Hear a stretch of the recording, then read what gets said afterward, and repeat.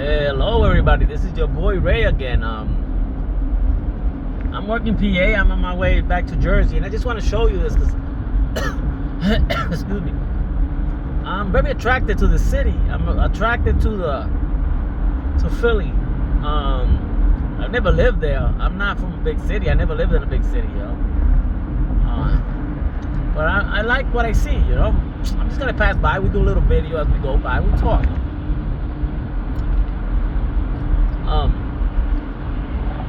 Look at that beauty. You can see some of it in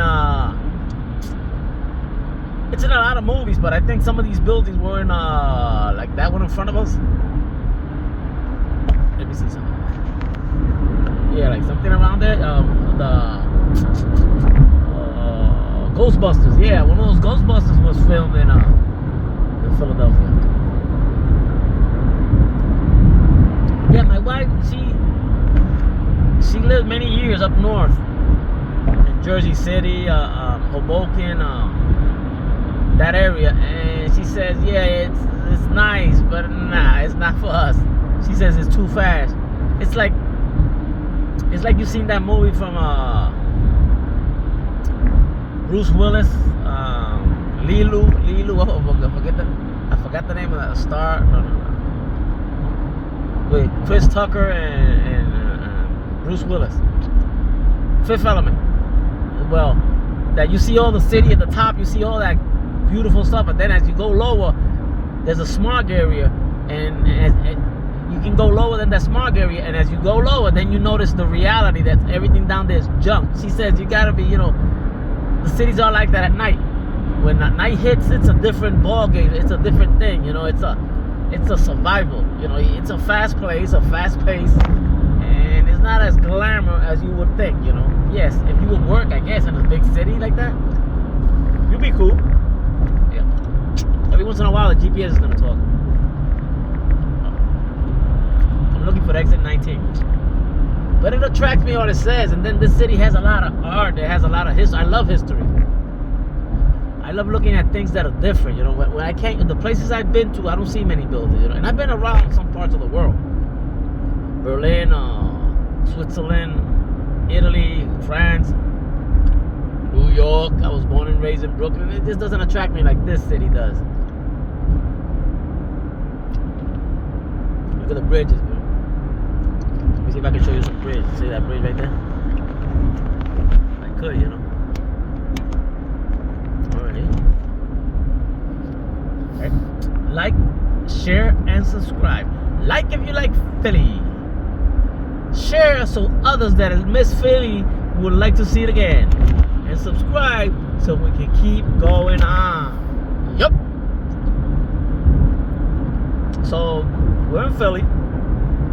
We're about to we're in deep, but we're in Philly already though. We're gonna pass by because we're going on the way to New Jersey. So from Philly we're gonna jump to Camden, which doesn't attract me much, but I don't think it attracts many people. It's just, I guess, the investment in that city.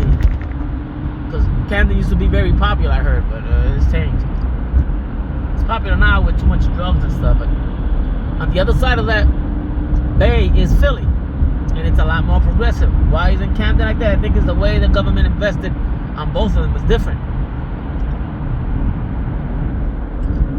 If it's not like microeconomics. If you invest on certain thing, it's gonna. In 2 miles, take exit 19 to merge onto I-76 east toward Walt Whitman Bridge. My dude, I don't know how to change it. Some girl worked with it once, and it changed from a girl to a dude. Everybody that hears it says, what? Because they're used to hearing the, hello, take a left. Now, yo, the left, man. Yeah, these cities are big, they're fast paced, that's something else. That it intrigues me, But I'm pretty sure when you work there, when you walk around the streets at night, because I drive by there, I buy some areas that are not so nice either. Because I do pick up people that need a little extra help. Oh, they tend to be, not all of them, but they tend to be some poor areas, messed up areas, Yeah. But they're everywhere, trust me. I picked up people with alcohol, drug problem, mainly drug problem, in the middle of Pennsylvania, in one of those mountains. Pennsylvania has a lot of mountains. One of those mountains where there's no road, there's farms in the middle of the night, and you're wondering, how the hell does the drug dealer get there? How do they get their drugs? Because not even Amazon gets there. When Amazon doesn't get there, it's pretty bad. Use the right lane to take exit 19 to merge onto I-76 east toward Walt Whitman Bridge. Yeah, let me see how I can bridge. This one wants to go left, I want to go right, but nobody wants to move. The guy behind me wants to go right behind me, but he doesn't give you a chance to go right to the side. A bit of a bitch.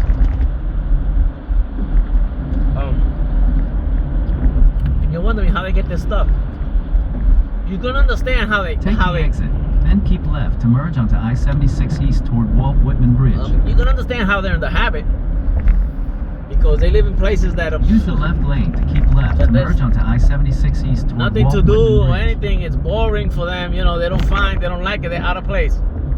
So they try to find something to stimulate or cover that boredness. Keep left. Boredom is the #1 cause of almost every freaking problem that is. You get bored of your life, people end up their life. You get bored of nothing to do, people end up with drugs. You get bored of a marriage, you break up. Boredom is the #1 enemy. Boredom.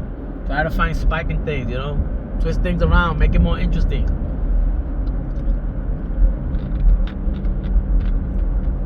Maybe we're going to look at a live casino. I don't know if that's a casino called Live or something else, or just a sign that says Live for the casino. You find out. You Google it. Yep, look at the bridges in front of us. Once we get to those bridges, and the other side is Jersey. I never thought I lived. I've been to so many places, but I never thought I lived in Jersey. I'm from New York, I'm from Brooklyn. I was born in Brooklyn. I love Puerto Rico. I'm from Puerto Rico. My family is Puerto Rican. South. My heritage, my blood is from Puerto Rico. My heart is in Puerto Rico. But I was born in Brooklyn, New York. And you know how people in New York talk about Jersey? They criticize it. It's chemicals and crap and bullshit. It's a normal thing to criticize Jersey. And I've been through Europe. I live in other different countries and other states, and never did I know I was gonna live in Jersey. Never did I expect or wanted to live in Jersey. However, this is where I found happiness. This is where I found my love. So, God bless Jersey. Yeah. If I have to move, I move. Eventually, I'll go back. We have plans to go back to PR. But that's where I found my love, in Jersey. Hey. Never did I know. But hey, I embrace it. Fine dining restaurants. They got those signs everywhere. You see those billboards everywhere as you're crossing into Jersey, because on the other side is the casinos and stuff. So the casinos are always trying to get you there. Once you turn into Jersey, they're trying to push their business. With the Bay Area on the sides. 45 miles per hour. I'm doing 55, and look at the car beside. All the cars beside me. Nobody follows it. Okay, of course, when you get busted by the man, yeah, let me get out of this lane. I'm going toward the Atlantic City area. I can turn off the. I'm gonna leave the GPS one because I like to have it on to see what time I have to get there. I'm always calculating and that. It's telling me I need some charge. Let me see what I can do with this cell phone. For some reason, it's giving me trouble with the charging. Here in the car, it might be the cable.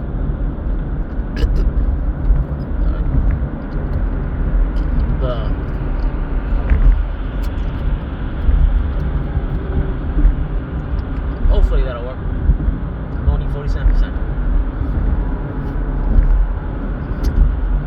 Charging a cable is a very powerful thing. Lane closure ahead. Oh God.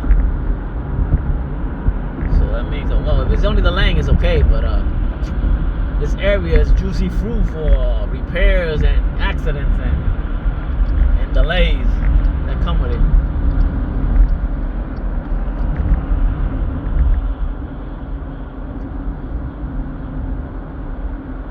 legally we are already in Canada, right? Yeah, look at 5-0, look at all that. What I tell you? Cops everywhere. Yeah, they gotta do their job, that's why we pay them, right? Westville, Brooklyn. Yeah, we are in Jersey, but Westville, Brooklyn, that's part of Jersey. Yep. We just don't see the sign that says welcome to Jersey. Some bridges don't say it. I'm 49 minutes away from home. I just bought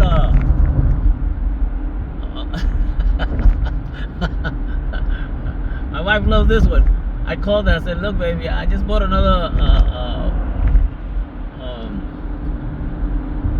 slow cooker. She's like, what? Another one? I got quite a few slow cookers. In the house I have at least 3 large. I got like between 2 and 5 smaller ones. These smaller ones are well, I have one. The only one it's a fondue one. I have a few in the house, which is how do you say it? The other ones you use at work. You take your food with you and you just connect it and it heats up. And they cost a few bucks, but I used to do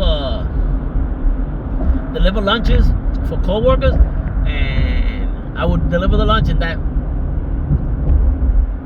food that crock pot, and then they just connect it and heat up the whole system. And then in the afternoon when I left, I would just pick up that and take it back home, wash it, and refill it up again for the next day. I saved some money on the to-go boxes and cases, and with that money comes the space, because these to-go things take a lot of space. There's a lot more faces than a business than you would think. So I bought a new one, a Ninja Foodie.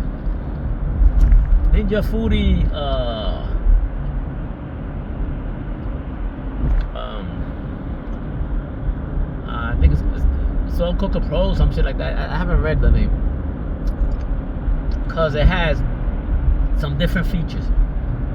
But let me tell you, okay, my favorites are the ones that are not digital, that you manually do it, because I put them on the setting I want, the manual ones, but then I have them connected to a smart plug, so I can control it from my cell phone. So if I leave the house or I leave the area, I can turn it off, turn it on at my will. This one is digital.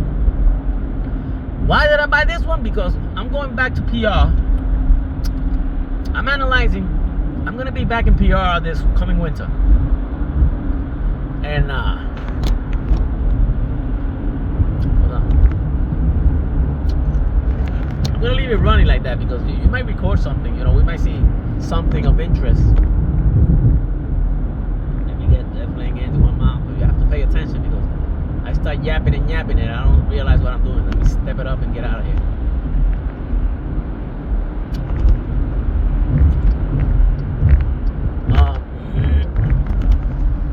Going back to PR next coming winter, and I gotta do something to make a buck. I'm planning to do a little cooking from there, and in the space I have over there to do a little meal prep. That's what I'm gonna do, a little meal prep dedicating to keto, specializing in keto, diabetes, and just the ladies that want to think, specializing in keto, diabetes, and mainly for working women. Anybody can buy it, but mainly for working women. Just a certain amount, and that's it. I'm not planning to sell buku. I'm not planning to make riches. Just enough to get by and pay some money, because I still have bills I have to pay over here in Jersey. And I'm not going to totally live there. I'm going to be there seasonal. So with the slow cookers, it will be the best to work it. Because you can do the slow cookers now, that Ninja Foodie one. You can braise, you can slow cook, you can steam, you can like roast it. You can do a few things with one unit, and that's what I need, because basically I'm looking for an alternative of too many things in the kitchen. And since it's a slow cooker, it's electric, I can plug it in anywhere. I can even plug it in the bathroom if I wanted to, for example. But nobody gonna do that.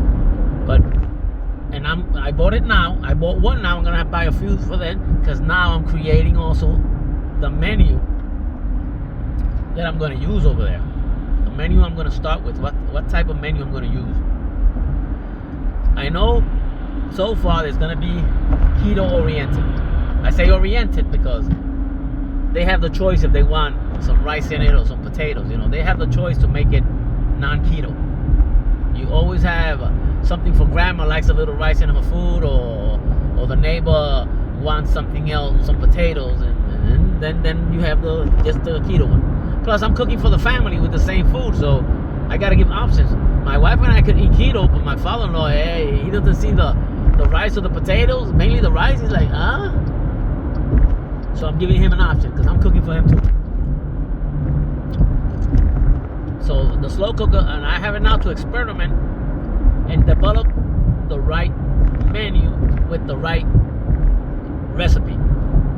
Study how much I can fit, how many can I yield in one shot in that slow cooker, how many can I get out of it, how do I make it easier, what product will be the best when it comes to cooking and when it comes to the money. There's a few things to do and investigate it. You don't just get up and do things like that. You might be losing money. I've been searching the stores, look up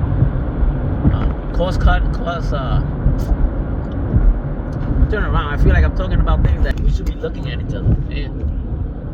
Hello. I've been cutting costs, researching the cost. You have to study the cost of items because you're gonna lose money if you don't.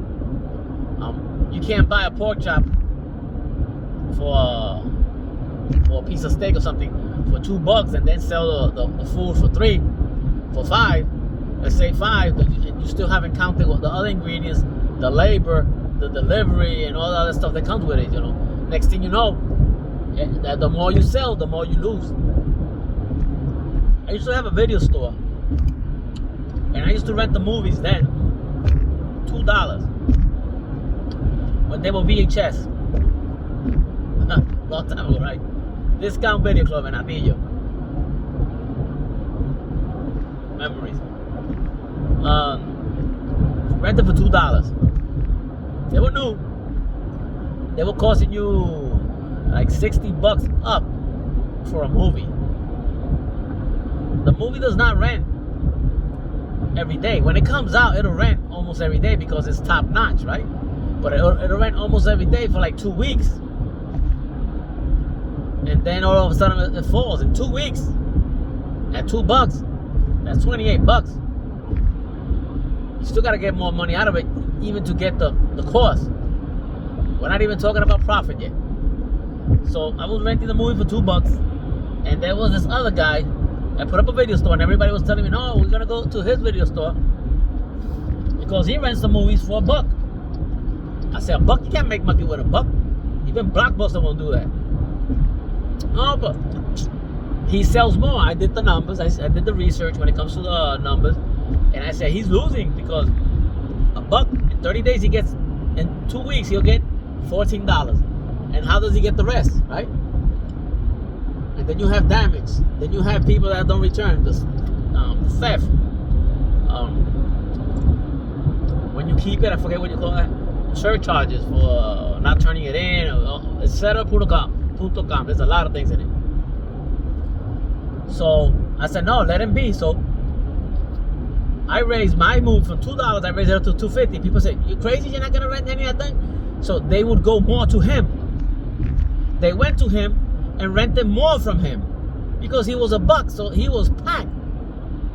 In 30 days, his business was closed. 30 days, he couldn't pay the bills. He just created more bills. He had to close. Then the people had to come back to me. And guess what? Now they cost $2.50. I took the advantage to grow 50 cents more on it. You have to study your market. You have to study your food. You have to study your cost. You can't just do things like that to crazy. I know a lot of people have businesses. They think they make a lot of money because they get $1 million deal.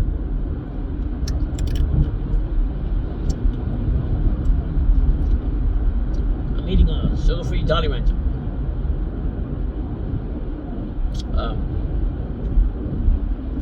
They think they're making it. They're not making it. They're killing themselves. That's why you see a lot of businesses fail. I used to run hot dog stands, sandwich stands, food cart. I love to cook. I love to feed people. We'll talk about that in a second. I analyzed for the hot dogs. The prices of bread went up in Puerto Rico. It costs so much. The flour. And so the bread went up. So hot dog bread costs X amount of money. And a hot dog in Puerto Rico, you sell a hot dog now, and this is the place that they charge for it, $2 a hot dog. People don't want to pay more than that. They don't want to pay. Not that it's not worth it, it's that they don't want to pay more. Okay? But then they have this mentality. This isn't the way, I don't know in the United States because I never saw hot dogs in the United States, but I've seen them and they have a lot less toppings than we do. We have in a hot dog in Puerto Rico, any hot dog stand would offer this in Puerto Rico. The chili. We always put ground beef on it. Ground beef, the sweet sauteed onions, sauerkraut.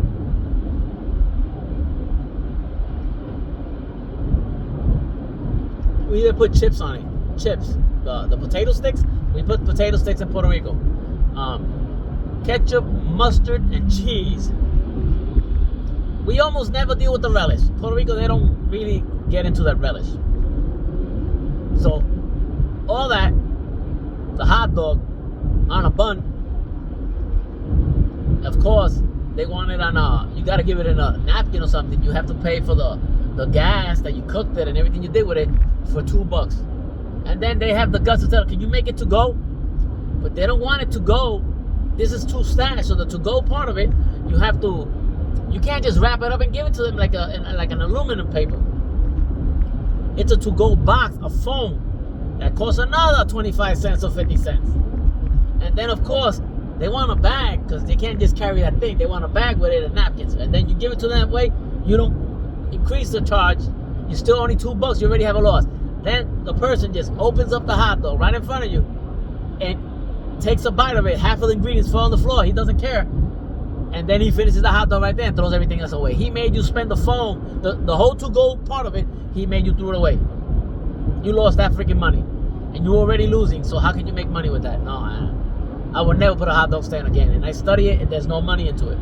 You sell a lot, but you do not make a lot. You manage money. The money comes one hand, comes out to the other one. But the idea is you got somewhere in between. You have to, like, keep some of it, you know? You gotta keep some of it, or else it's just a job, and even not that, a bad job. I love to cook. I've been cooking forever. I started cooking with my mom. She used to do the sofrito in Puerto Rico. You know that. Let's not get into history what sofrito is because people already know already. You know, it's the veggies that you pre-make before you put in the food, because we use almost that and everything. They take the peppers, onions, cilantro, and garlic, and they'll pass it all through the food processor, and then just freeze it. Whenever they need that to cook, they just put 1 spoon in the beans or in the stews mainly. One spoon in the beans, 1 spoon in the stew. The beans, you know, almost everything in liquid, but they use it for almost anything, and they use it that way. And my mom used to be preparing it, and I would just eat the peppers. I just take the peppers raw and eat it because I love peppers like that. And my brothers and sisters were out there playing outside, and I was eating the peppers helping my mom. That's why I said I want to learn how to cook. She tried to teach. One day she taught me how to cook. The specific menus in it, but I forgot how it was. I wrote it down, lost the notebook, and she said, "You cook pretty good." But it was hard because she didn't measure anything. You couldn't tell her, Mama. My mind is like, how many teaspoons of this? Nah, everything was on I. No, it's like this. But how many drops of this? No, you just do this. And I'm like, what the fuck? I didn't learn much from her, but I did learn that I love it.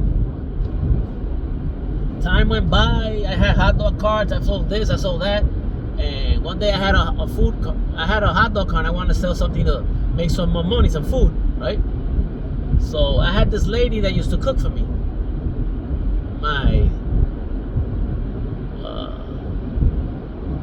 My friend's mom, but she's like a mother to me. She's almost 90, and she's like a mother to me, and I still visit her every time I go there, and I talk to her, and we share.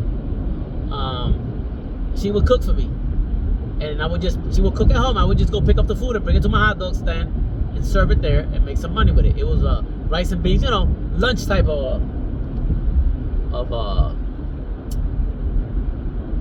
food, lunch thing. Puerto Rico lunch is heavier than it is, and it's not just a sandwich. It's a whole plate, for the working man. It's a truck driver's lunch with pork chops and everything.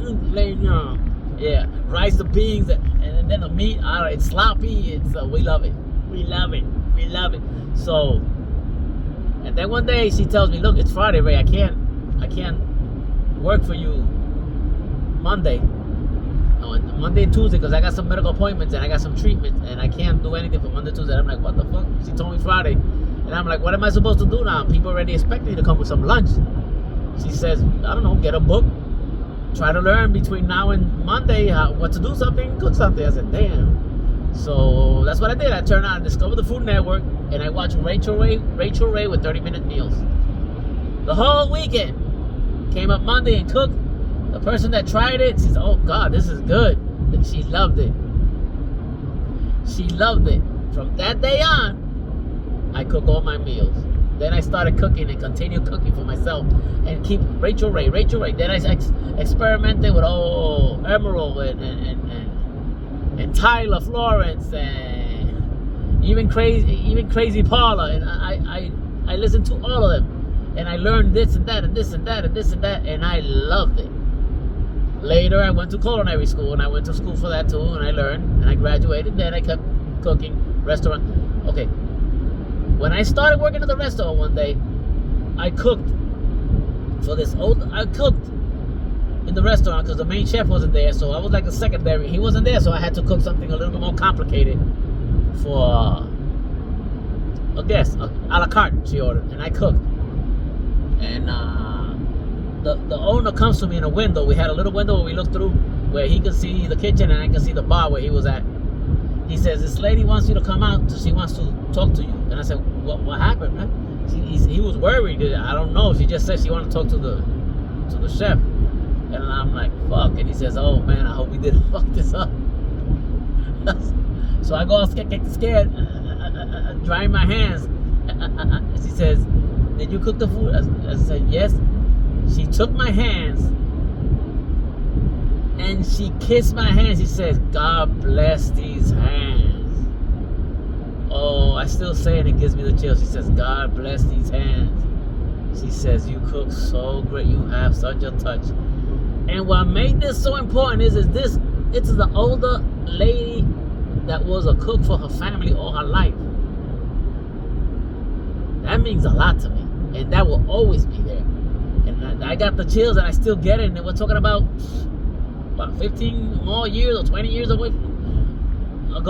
and it still hits me. Then I kept cooking, kept learning, and then I started learning some tricks to do a buffet. I would do a 300 people buffet by myself, and gatherings and parties by myself, because you learn tricks how to do it faster, how to cheat. Yeah, we're not talking about that. So now I love to cook for people and I love to share the food. Of course, the food, like, share, subscribe, the food costs money. I can't share with everybody because it costs money. I don't make that much, I'll share my food. Yeah, I'll share with you, but somehow I gotta finance it. Sometimes people give me donations, not money donations. They have free meats in their freezers that they don't want to use or whatever, chicken or barbecue, whatever they have in the freezer, and they give it to me, and I'll work with it and I'll cook it and I'll cook for them. I'll cook half of them for them and the other half for my family.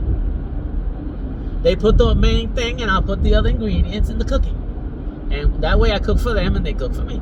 And of course, out of everything I cook, I share also with those like the lady I call my grandma and others that come by that need something, Whenever somebody comes home and visits me, there's always food. I go to their place, I always carry food. food is my life. And that's the same thing I'm gonna do when I go to Puerto Rico. I do that already. I already go and I share with almost everybody in the block or everybody I know. I'm always carrying a bowl of food and soups, and everybody has tried my food again and again and again. But it costs money. So, some people we trade. I'll help you out with this, you help me out with that, and we have a little business, and we keep feeding the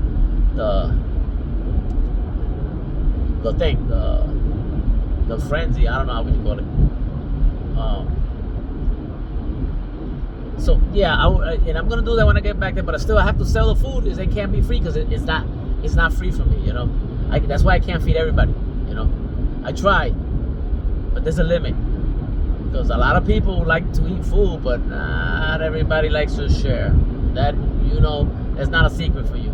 You know it. Everybody says, I never try your food. Your food must be great.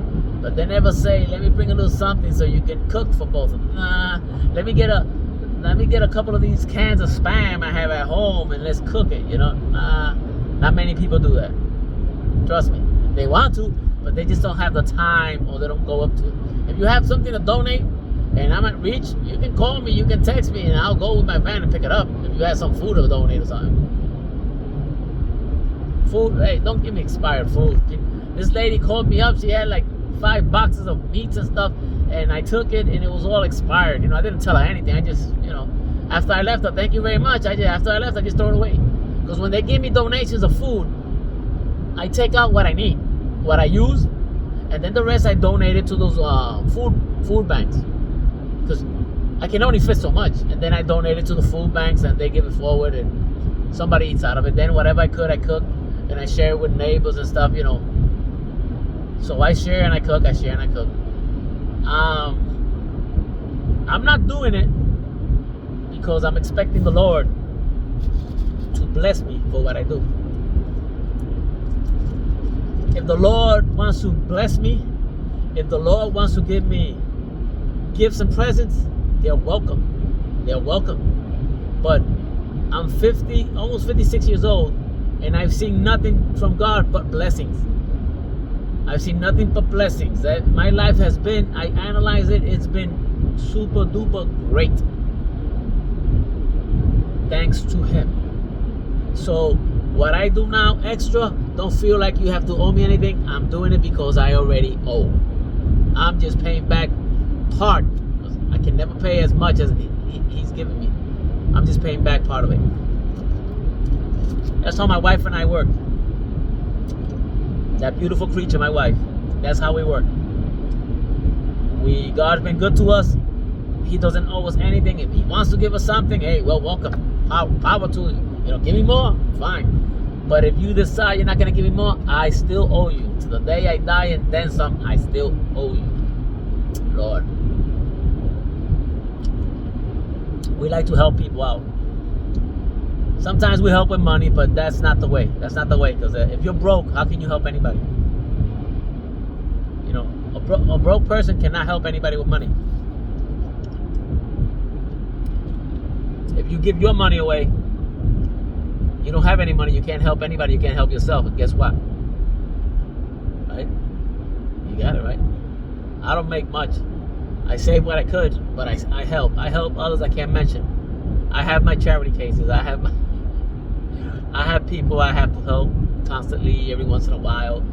We have people we have to. We just don't talk about it like that. We give to some institution, But people in the street, every once in a while, but not that much, no. Because, you only have so much you can give before you become one of those cases, which you have to avoid to be one of those cases, right? So like I was saying, let me put this on. I was seeing a police car over there, but I don't know if you see the lights at waiting for up there.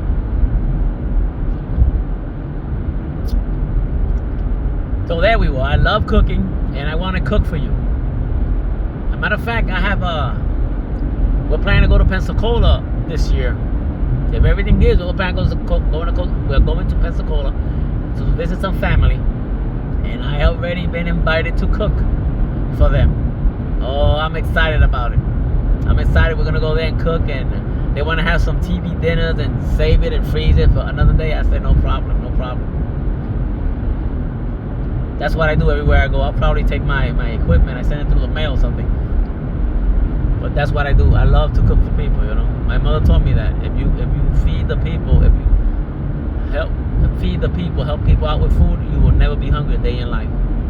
I've always had food, and mine have food. My wife has food.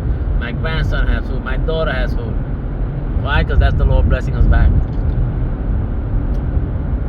That's the Lord blessing us back. I just saw my, let me see how you say, I'm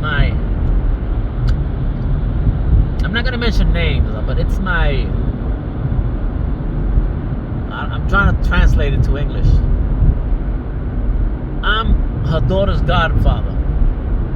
So we're in Puerto Rico, we're comadre, compadre.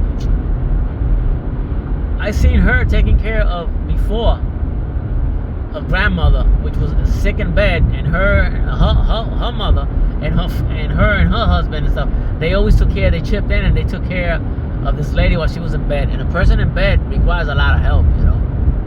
The person in bed that their mind is not there either. You have to clean them, feed them, bathe them, change the clothes, entertain them, and it takes a group of people, because a sick person makes other people sick if they're not careful. It takes a village to take care of a sick person like that. And she used to take care of her grandmother. Her grandmother died, whatever. And I just visited her. I haven't seen her in years. And I visited her this last time I went to Puerto Rico. I'm telling you, I am so proud of you, and I'm so impressed. I don't want to mention names, because I saw you're taking care of, also in the same condition of your aunt, yeah. The aunt is in the same condition in the bed, and she's taking care of. She has no need to do it, and is taking care of her in her house. She has a huge house. Mi comadre has a huge house that she and her husband built, but they've been blessed. They have their jobs. They don't make buku money, but they've been able to manage back and forth to repair and build their own house and get the stuff they need and help people out. And now I see she's taking care of this other lady that's in bed. That's a lot of responsibility. And her herself, she's a disabled person. See, God blesses that, man. I don't want to mention your name if you hear this message, but I'm very proud of you, and I think about what you're doing. And your cause is, what you do is way beyond than what I could ever do. I bow my hat, you know. I take my hat before you, you know. You are the shit. You're not the easiest person in the world, but hey, you do great. You do great. See, I figure if you help people out, you do random little acts of kindness, it spreads out. And maybe eventually it gets more, right?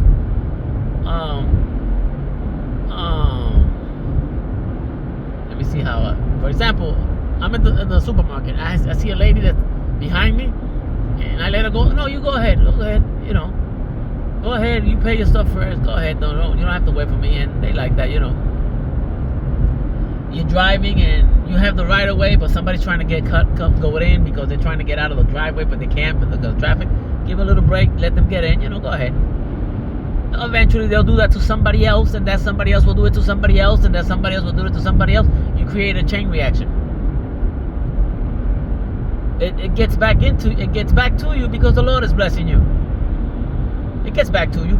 You don't get it directly. That same person is probably not going to come back and do the same thing to you or give you a $20 bill, but you get it some other way, because remember, we all have a common denominator, and that's God. And He makes sure you get paid. He will not let you go down. You will get what you deserve. If you mess up, you're going to get what you deserve. If you do good, you're going to get what you deserve. That's His promise. And that man don't play. I know for a fact that man don't play, because I'm telling you my stories and the shit I've been through, the places I've been through, the situations I've been in, and everything changes. My wife says, damn.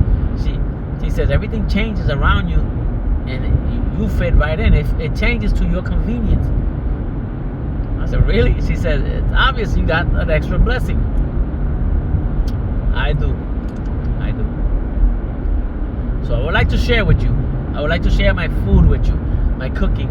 I cook. I don't know if you see my videos. I cook with little kids too. You know, I like to teach them how to cook whenever I got a chance. Whenever I got the ingredients, you know.